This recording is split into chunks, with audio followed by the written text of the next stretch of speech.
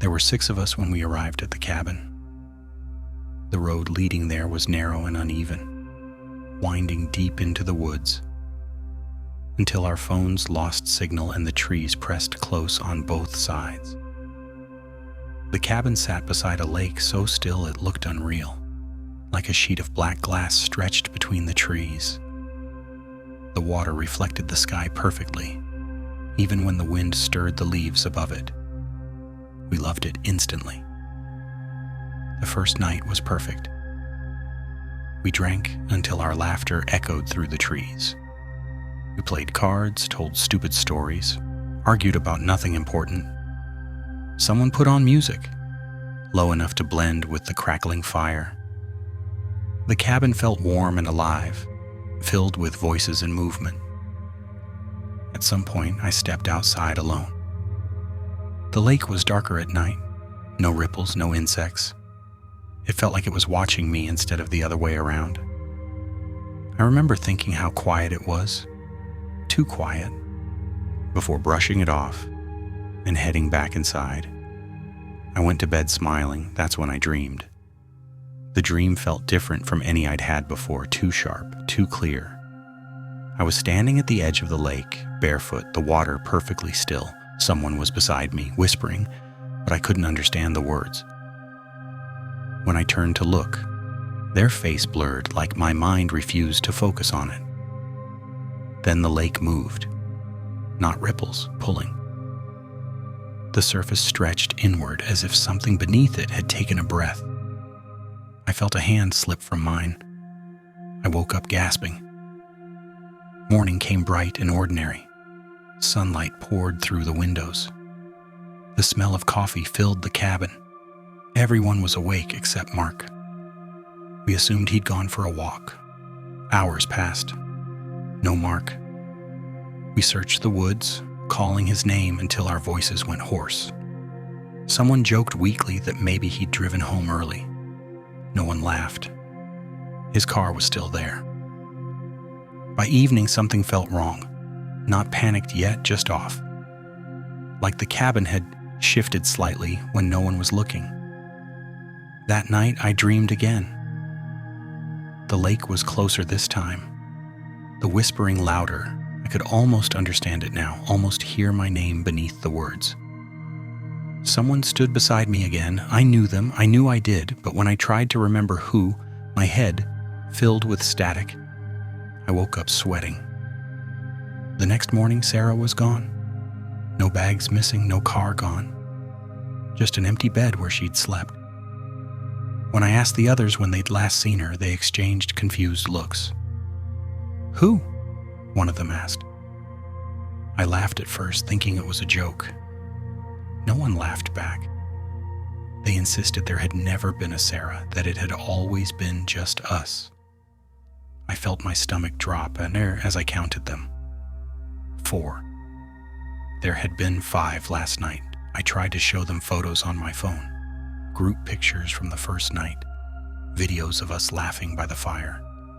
Sarah was there, standing right between us. But when they looked at the screen, their faces twisted in confusion. "There's no one there," they said. That night, I didn't sleep. I sat by the window watching the lake. The surface reflected the moon perfectly, too perfectly. No movement, no sound. It looked like a doorway more than water. Sometime after midnight, I heard footsteps. Someone walking toward the lake. I turned too slowly. In the morning, there were 3 of us. Only me remembering there had ever been more. The others talked about leaving, but they couldn't agree on why. One of them swore the cabin felt bigger than before.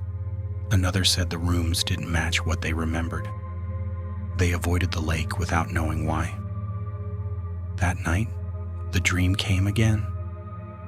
This time I understood. The lake wasn't taking them.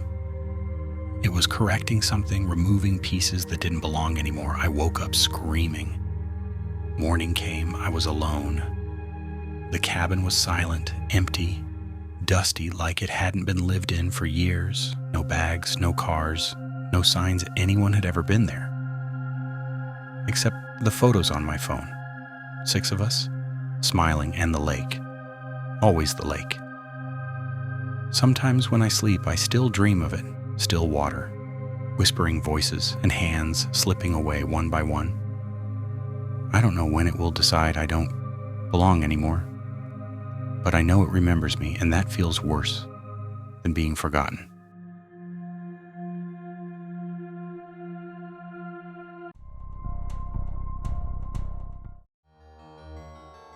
They heard the story the way most people did.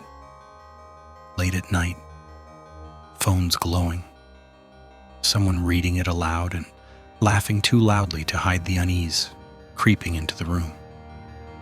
A story about a cabin, a lake, a group of friends who vanished one by one, while only one person remembered them. Just an internet creepypasta, Jake said. Someone trying to be clever. There were 4 of them. Old enough to drive, young enough to believe they were untouchable. Mia found the location first. It shouldn't have been possible. The story never named the place, never gave directions. But there it was, deep in the woods at the end of a road that barely showed up on the map, a cabin, a lake, identical. They told themselves coincidence was comforting, that fear was part of the fun. The drive took longer than expected. Their phones lost signal miles before they reached the cabin. When the trees finally opened up, none of them spoke. The lake was too still. It reflected the sky perfectly, like a mirror laid flat between the trees. No ripples, no sound, not even insects. The cabin looked exactly like the pictures in the story screenshots they'd saved. Same porch, same windows, same warped boards near the foundation. "This is fake," Ryan said quickly. "Someone built this to mess with people." No one argued. Inside, the cabin smelled old but dry. There were no signs of recent use, no dust where footsteps should have been. The rooms felt wrong.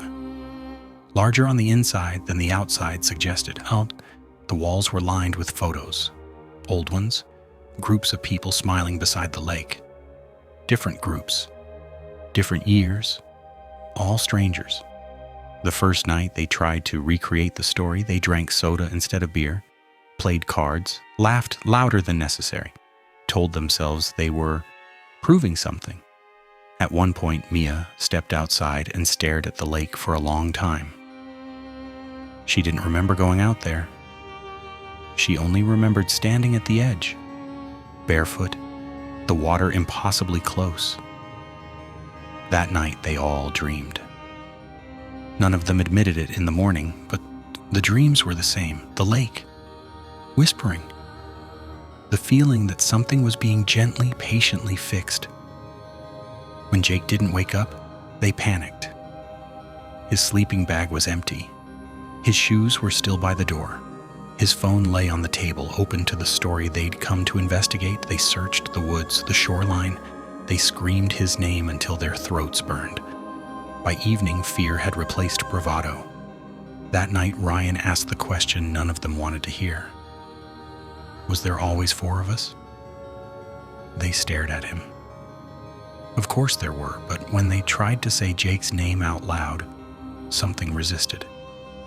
Like a word caught behind the teeth. The photos on their phones still showed him, but when they looked away, they struggled to remember his face. The next morning, there were 3. Mia's bag was gone, her shoes, her place by the table erased like it had never existed. Only one of them remembered her. Only one of them was scared enough to start writing everything down. By the 3rd night, there were 2. By the 4th, 1.